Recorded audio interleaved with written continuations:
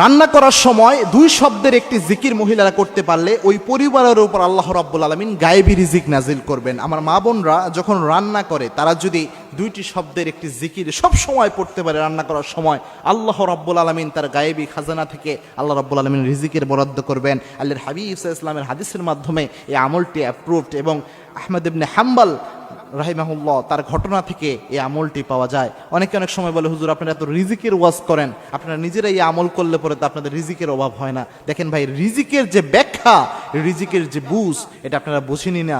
রিজিকের সর্বনিম্ন স্তরকে বলা হয় টাকা পয়সাকে রিজিকের সর্বনিম্ন স্তর বলা হয়। রিজিকের সর্বোচ্চ স্তর হচ্ছে আপনার সুস্বাস্থ্য, আপনার যে সুসন্তান, নেককার স্ত্রী, এই সবই রিজিকের অন্তর্ভুক্ত।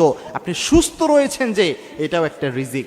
সুতরাং শুধু টাকা পয়সাকে রিজিকের স্তর মনে করেন না, বরং money is the lowest stage of risk. রিস্কের সর্বনিম্ন স্টেজ হচ্ছে এই টাকা পয়সা।